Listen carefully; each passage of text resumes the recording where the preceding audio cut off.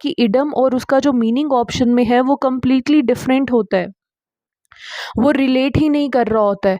तो आपने इडम में कभी भी रिलेशन नहीं बनाना है, इसका मीनिंग तो यही मिलता जुलता लगता है। हाँ, कुछ इडम्स हैं वो भी मैंने मेंशन किए हैं जो कहीं ना कहीं हमारे रिलेट कर जाते हैं, अदरवाइज मोस्टली इडम हमारे रिलेट नहीं करते हैं। ठीक है, अब देखो जैसे हम इसको समझ पा रहे हैं कि इंस्ट्रक्शन जो थी वो किस में थी, चाइनीज़ में थी। वी कांट मेक हेड और टेल ऑफ देम, मीन्स ना हमें उसका सिर नज़र आ रहा था ना पैर नज़र आ रहा था, मीन्स हम कुछ भी समझ नहीं पा रहे थे। तो इसका करेक्ट आंसर क्या है, not being able to understand something, कुछ भी समझ ना आना। ठीक है, एक इस सेकंड भी देखते हैं कि सेकंड कैसे पूछा गया है, सेम है।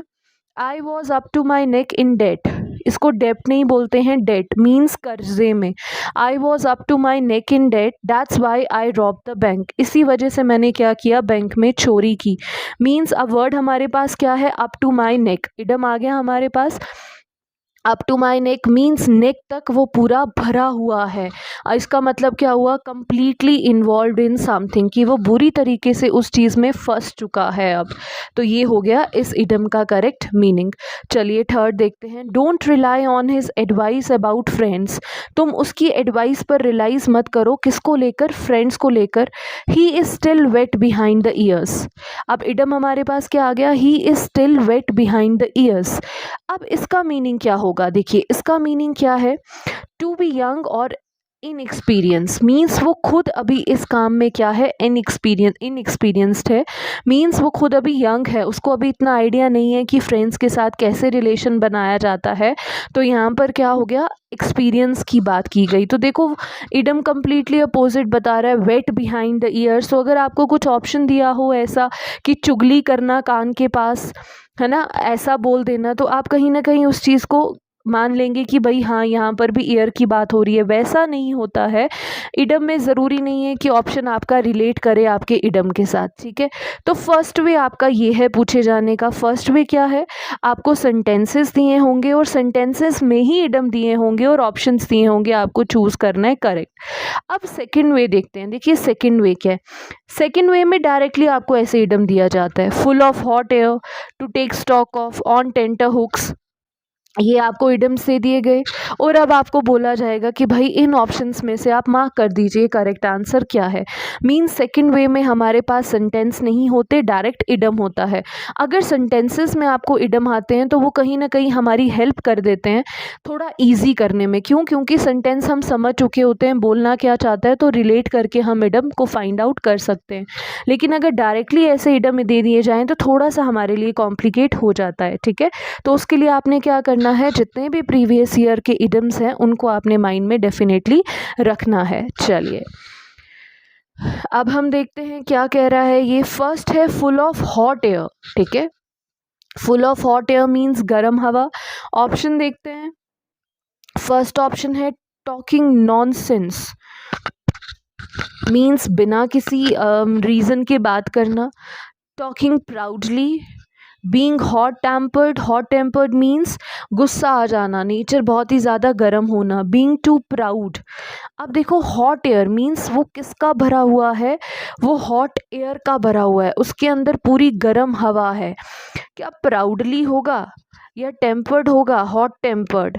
बीइंग टू प्राउड, अब देखने में लग रहा है सारे ही होंगे यार, सभी हो सकते हैं, लेकिन करेक्ट आंसर क्या होगा बताइए जी, करेक्ट आंसर क्या होगा। देखिए करेक्ट आंसर क्या कह रहा है, just give me a second.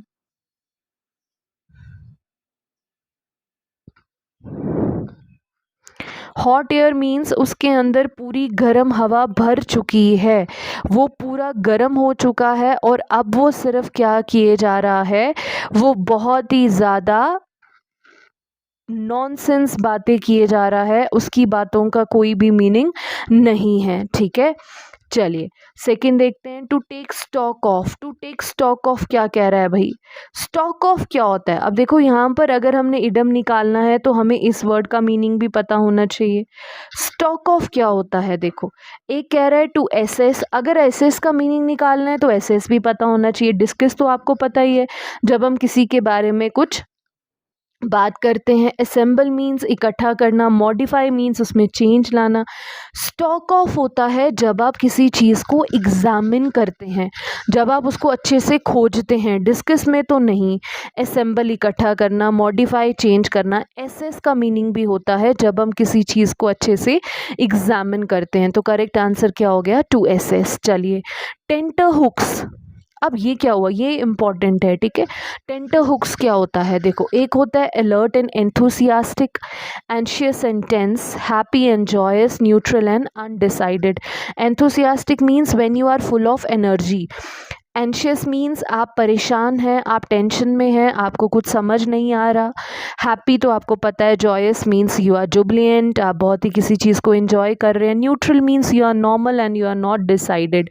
Tenter hooks होता है जब आप एंशियस होते हैं और टेंस होते हैं, जब आप किसी चीज़ को लेकर सोच रहे होते हैं और आपको उसका स्ट्रेस होता है, उसको बोलते हैं on tenterhooks. Now students, one more thing, these phrases will not only help you in your exam, but these phrases can help you to improve your personality as well.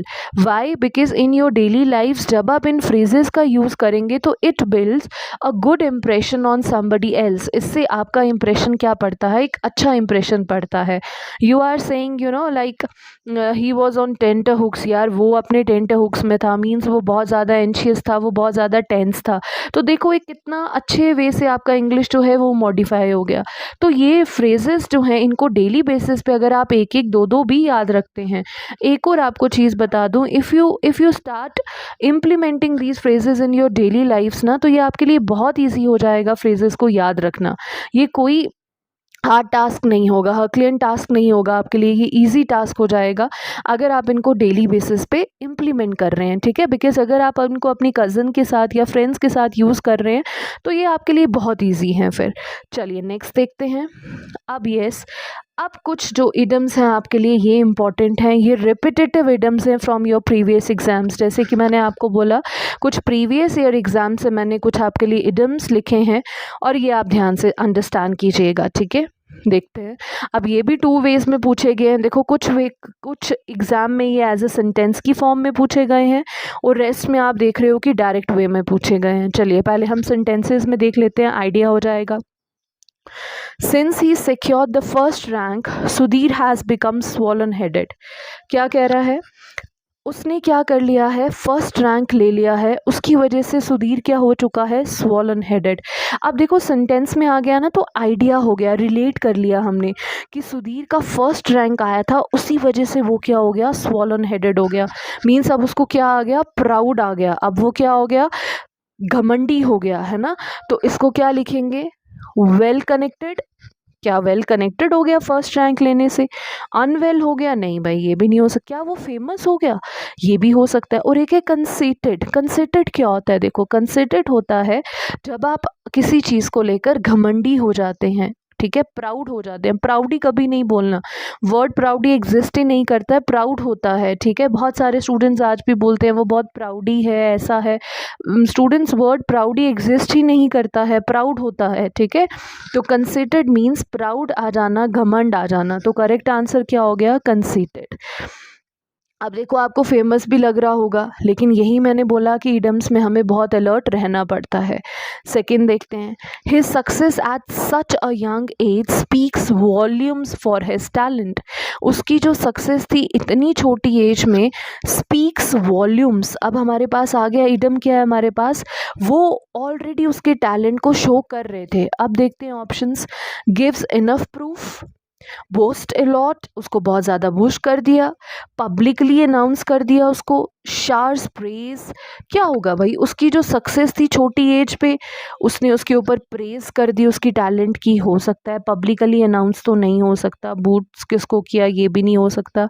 अब देखो उसकी जो success थी young age में, उसकी success ने ही हमें proof दे दिया उसके टैलेंट के लिए कि भाई वो वाकई ही क्या है? टैलेंटेड है। तो करेक्ट आंसर सेकंड वन का क्या है? गिव्स इनफ प्रूफ, ठीक है। चलिए इसका करेक्ट आंसर आपका ए पार्ट है। नेक्स्ट देखते हैं, a mountaineer has to walk the tight rope as a small slip can prove to be fatal. क्या कह रहा है? जो माउंटेनियर्स हैं, जो क्लाइंब करते हैं माउंटेन को, has to walk the tight rope, आ गया हमारे पास इडम। सो नहीं तो एक स्मॉल स्लिप भी उनके लिए फैटल प्रूफ हो सकता है, मीन्स हानिकारक हो सकता है उनके लिए। अब ऑप्शन देखते हैं। To be nervous, a mountaineer has to be very nervous, उनको नर्वस होना चाहिए सो डैट थोड़ा सा स्लिप भी उनके लिए फेटल हो सके। नहीं भाई।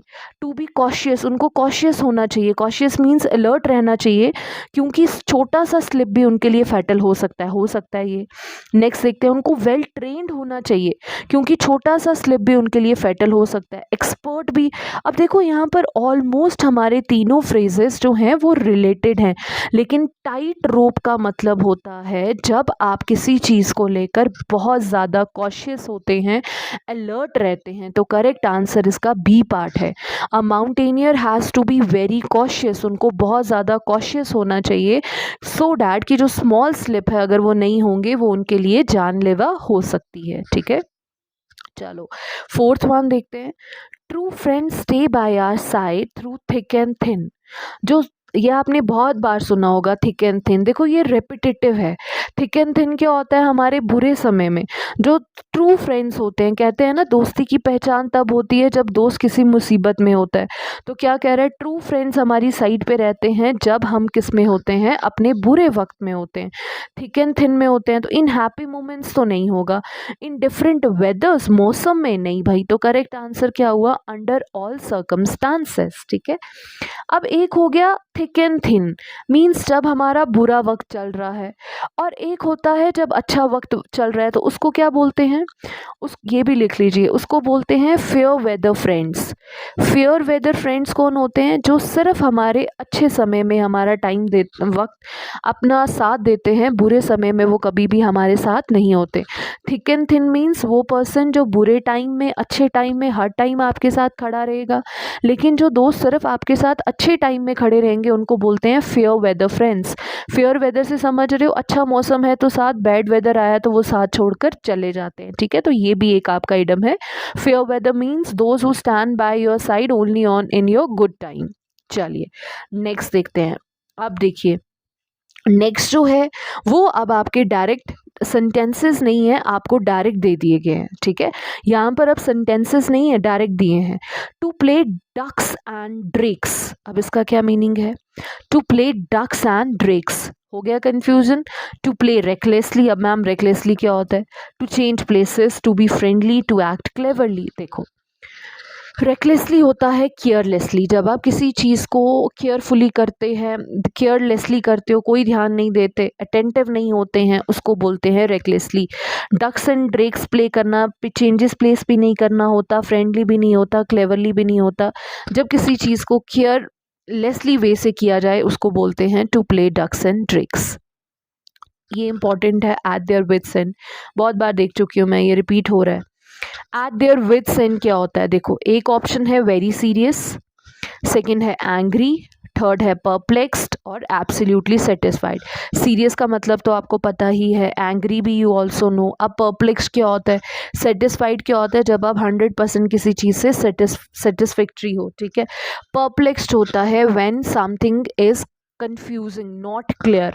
परप्लेक्स का और कौन सा हमारे पास सिनोनिम है, परप्लेक्स का और हमारे पास है बीविल्डर्ड। बीविल्डर्ड भी कहता है कि भाई जब आप किसी चीज़ को लेकर क्लियर नहीं हो, और हम बोल सकते हैं कंफ्यूज्ड, ये भी इसी का ही सिनोनिम है। ठीक है, कंफ्यूज्ड। बी फ्लमक्स, यस फ्लमक्स भी क्या बोलता है कि जब आप किसी चीज़ को लेकर क्या हैं, कंफ्यूज्ड हैं।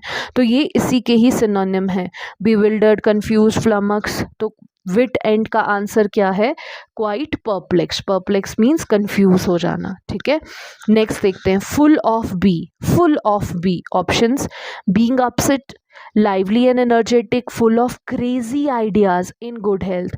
यहाँ पर 90% स्टूडेंट्स इसका आंसर लिखेंगे फुल ऑफ ग्रेट आइडियाज़, क्योंकि उनको यहाँ पर ये मिल गया ना, फुल ऑफ बी रिलेट करोगे। लेकिन इसका करेक्ट आंसर होता है फुल ऑफ बी मीन्स बड़ा होना, लाइवली और एनर्जेटिक। जब आप लाइवली होते हैं, जब आपकी अपीयरेंस लोग फील कर रहे होते हैं, मीन्स यू आर टॉकेटिव, आप अच्छे से सबसे बात कर रहे हो, आप बहुत एनर्जी से भरे हुए हैं, उसको बोलते हैं फुल ऑफ बी। तो correct answer is B part. चलिए नेक्स्ट देखते हैं pie in the sky. Pie in the sky क्या होता है? Pie in the sky means something very smart, something not possible, difficult to finish and easy situation. देखो, something very smart नहीं, इसका correct answer है something not possible. वो चीज़ जो पॉसिबल नहीं हो सकती उसको आप क्या बोलते हैं? Pie in the sky.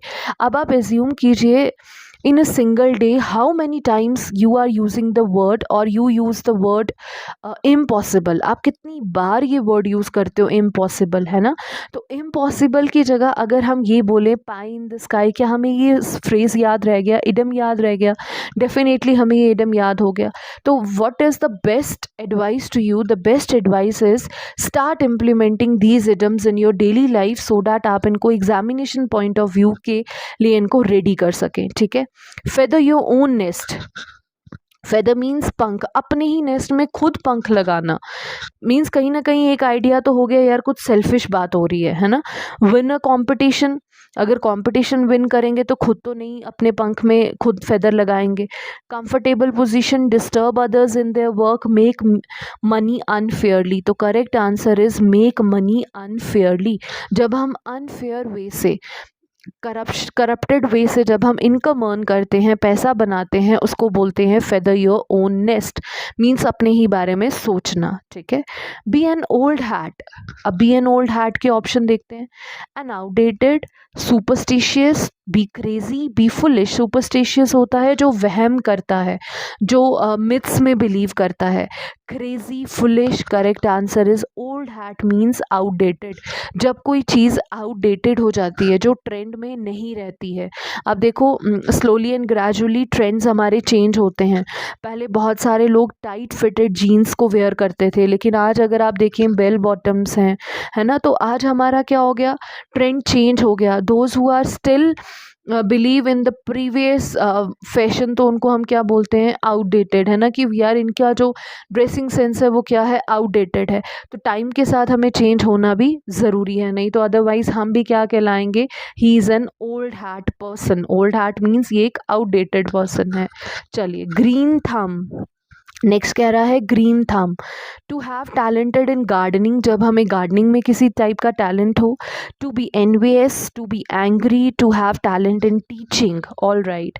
देखो, एनवियस क्या होता है? एक होता है वर्ड जेलस और एक होता है एनवियस। जेलस मीन्स जब हम किसी से जलन करते हैं, एनवियस भी कहीं ना कहीं जलन ही होता है जब आप किसी से जलते हैं। लेकिन what is the difference? Jealous means jealousy में आप कोई भी नेगेटिव काम कर सकते हैं, आप उस पर्सन को हर्ट भी कर सकते हैं जेलसी में, उसको बोलते हैं jealous. Jealous is a negative word, लेकिन एनवियस जो है वो पॉजिटिव वर्ड है। फॉर एग्जांपल, अगर मेरी परसेंटेज 98 है या मुझे इडम ज़्यादा आते हैं, आप में से बहुत सारे स्टूडेंट मुझसे इन्वेस होंगे कि यार जो टैलेंट मैम के पास है वो हमारे पास भी होना चाहिए। Means you want to have the same capability which I am having. जो मेरे में है आप चाहते हैं कि हम में भी वही कैपेबिलिटी हो, and you are trying to learn it from me, उसको बोलते हैं एनवियस। लेकिन जेलस मीन्स हम वहाँ पर कुछ सीखना नहीं चाहते, बस हम उस पर्सन से हर एक चीज़ की बदला लेते हैं। ठीक है। तो करेक्ट आंसर ग्रीन थम का होता है to have talent in gardening, जब हमारे पास गार्डनिंग में कुछ टैलेंट हो, ग्रीनरी से रिलेटेड है। चलिए, to grease the palm. I hope इसका आंसर मोस्टली स्टूडेंट्स को आता हो, ये भी इंपॉर्टेंट है, ये रिपीट होते हैं। टू ग्रीस द पाम क्या ऑप्शन है? सपोर्ट देना, किसी को ब्राइब करना, चीट करना या मसाज देना। Correct answer is to bribe someone. जब हम किसी का हाथ गर्म करते हैं, ग्रीस लगा देते हैं, उसको बोलते हैं to bribe someone. Take a task. Take a task, first option assign work, to rebuke, to praise, to give an award. To give an award, to praise, to rebuke, to assign work. Correct answer is, इसका जो correct answer है वो है to rebuke. अब rebuke क्या होता है? Rebuke होता है किसी को क्रिटिसाइज करना, उसकी गलतियां निकालना, उसको बताना, उसको हम बोलते हैं टास्क लेना। ठीक है। चलिए, लास्ट 3 देखते हैं हम। एक हमारा क्या है, फेस द म्यूज़िक, म्यूज़िक को फेस करना। देखो फेस द म्यूज़िक में क्या है, एनिमी को फेस करना, कॉन्सिक्वेंसेस को फेस करना। कॉन्सिक्वेंसेस क्या होता है, काम होने के बाद जो उसका रिजल्ट है उसको फेस करना, एप्रिसिएशन लेना या हार्मनी को एंजॉय करना, पीस, ट्रैंक्विलिटी, शांति को एंजॉय करना। What according to you will be the correct answer? Face the music, music को फेस करना मीन्स काम ख़त्म होने के बाद जब हम उस चीज़ को फेस करते हैं, तो करेक्ट आंसर क्या हुआ इसका, कॉन्सिक्वेंसेस को फेस करना। ठीक है, चलिए, pass the hat, to sell something, to collect money, to play a game, to avoid work. क्या आंसर होगा इसका? हम कहते हैं ना, जो मैजिशियंस होते हैं वो मैजिक करते हैं। आपने देखा होगा कि स्ट्रीट पे जब कोई भी आर्टिस्ट है वो जब अपना टैलेंट शो करता है तो उसने साइड में हैट रखी होती है और उस हैट को रोटेट किया जा रहा होता है सो डैट पर्सन्स जो है वहाँ पर वो उसमें पैसे डाल सके। तो करेक्ट आंसर इज़, पास किया जाता है हैट को एम्स लेने के लिए या पैसे को कलेक्ट करने के लिए। ठीक है, लास्ट देखते हैं, in a pickle. In a pickle means जब आप किसी ग्रेट पेन में होते हैं। Jubilation means when you are very happy, when you are enjoying your self. Trouble में होते हैं या डीप सॉरो, दुख में होते हैं। जब हम किसी मुसीबत में होते हैं उसको हम बोलते हैं इन अ पिकल। तो now stop saying the word I was struck over there, मैं वहाँ मुसीबत में फंस गया था। तो सिंपली से I was in a pickle, मैं एक मुसीबत में फंसा हुआ था, है ना। अब बहुत सारे स्टूडेंट्स का ये भी डाउट रहता है, मैम सामने वाले पर्सन को तो समझ भी नहीं आएगा कि हम बोल क्या रहे हैं। अगर हम वहाँ पर ये बोल दे रहे हैं कि I was in a pickle, वो तो 2 मिनट तक देखता ही रहेगा, भाई इसने क्या बोल दिया। That is not your headache, वो आपकी हेडेक नहीं है ना। लेकिन अदरवाइज इंग्लिश बोली जाती है, उसी के साथ हम ये मानते हैं कि जिसको आती हो, पर ऐसा नहीं है। If you want to improve yourself, अगर आप उस पर्सन को नहीं भी बोल रहे, 2 मिनट के लिए अपने मन में बोल लीजिए कि यार मैं मुसीबत में हूँ। इसका मैंने आज ही एक इडम पढ़ा था, क्या है, इन अ पिकल। आपने अंदर अब बोल दिया अपने आप को, तो वहाँ से आपको वो रिकॉल हो गया, याद रह गया। ठीक है, तो क्या करना है, आपने इन वर्ड्स को रिकॉल करना है, इन इडम्स को याद करना है। याद कैसे करेंगे? देखो, क्रैम नहीं कर सकते हो आप, इतने सारे इडम्स को याद बिल्कुल भी नहीं कर सकते हो। आप सिर्फ 2-2 3-3 इडम्स लीजिए।